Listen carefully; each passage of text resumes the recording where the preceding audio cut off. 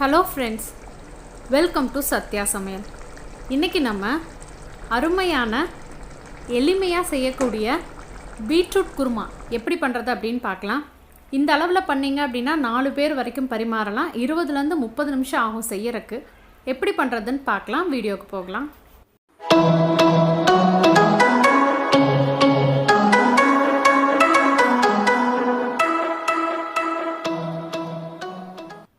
பெரிய சைஸ் உள்ள ஒரு வெங்காயம் எடுத்து பாதி கட் பண்ணிக்கலாம்.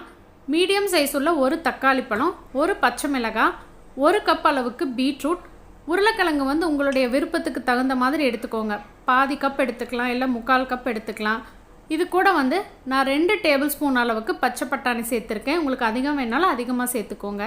குருமாக்கான மசாலா விழுது அரைக்க 1/2 கப் அளவுக்கு தேங்காய் துருவல், 1/2 ஸ்பூன் அளவுக்கு கசகசா, 1/2 ஸ்பூன் அளவுக்கு சோம்பு, 2 கிராம்பு, சின்ன துண்டு பட்டை, 2 பல் பூண்டு, சின்ன துண்டு இஞ்சி. இது எல்லாமே நைஸாக அரைச்சி எடுத்துக்கலாம். கசகசா சேர்த்திருக்கிறதுனால தண்ணி விட்டு நல்லா மையாக அரைச்சி எடுத்துருங்க. கடாயில் கொஞ்சமாக கடலெண்ணெய் விட்டுட்டு பிரியாணி இலை, 2 கிராம்பு, சின்னதாக ஒரு துண்டு பட்டை, 1/2 ஸ்பூன் அளவுக்கு சீரகம் சேர்த்து தாளித்து விட்டுக்கலாம்.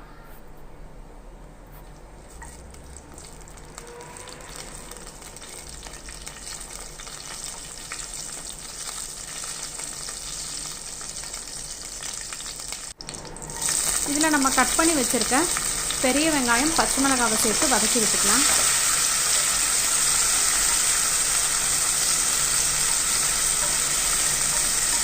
வெங்காயம் ஓரளவுக்கு வதங்கினதுக்கு அப்புறமா இதில் 1 டேபிள் ஸ்பூனில் 3/4 வாசி அளவுக்கு மல்லித்தூள் எடுத்திருக்கேன். 1/2 டீஸ்பூன் அளவுக்கு சிவப்பு மிளகாய் தூள், 1/4 ஸ்பூனுக்கும் குறைவாக மஞ்சள் தூள், 1/4 டீஸ்பூன் அளவுக்கு கரம் மசாலா. இது எல்லாமே எண்ணெயில் பச்சை வாசனை நீங்கள் வதக்கி விட்டுக்கலாம். நம்ம ஏற்கனவே பட்டை கிராம்பெல்லாம் போட்டு அரைச்சிருக்கிறதுனால கரம் மசாலா கொஞ்சம் குறைவாகவே போட்டுக்கலாம். இதில் நம்ம கட் பண்ணி வச்சுருக்க தக்காளி பழத்தையும் சேர்த்துட்டு உப்பு போட்டு நல்லா வதக்கி விட்டுக்கலாம்.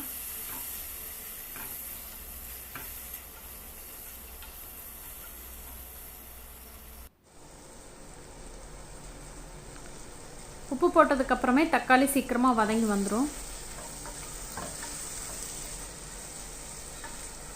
இதில் நம்ம கட் பண்ணி வச்சுருக்க பீட்ரூட், உருளைக்கிழங்கு, பச்சை பட்டாணி இதெல்லாமே சேர்த்துக்கலாம்.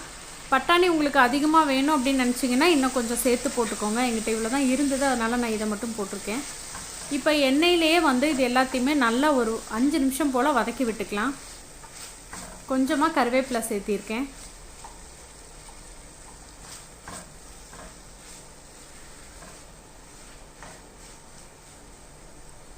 எண்ணெயில் வதங்கினதுக்கப்புறமா நம்ம அரைச்ச விழுதை சேர்த்துட்டு தேவையான அளவுக்கு தண்ணி சேர்த்து நான் இன்றைக்கி குக்கரில் வெயிட் போட்டு விசில் விட போகிறேன். நீங்கள் இப்படியே பாத்திரத்தில் மூடி போட்டும் வேக விட்டு எடுத்துக்கலாம். தேவையான அளவுக்கு தண்ணி சேர்த்துக்கலாம். சேர்த்துட்டு உப்பு செக் பண்ணி பார்த்துடுங்க. ஒரு வாட்டி கலந்து விட்டுட்டு நம்ம வெயிட் போட்டு விட்டுடலாம். நான் கிளிப்பான் குக்கரில் ஃபஸ்ட் டைம் இந்த குருமா பண்ணுறேன். எவ்வளோ நேரம் ஆகுதுன்னு பார்க்கலாம்.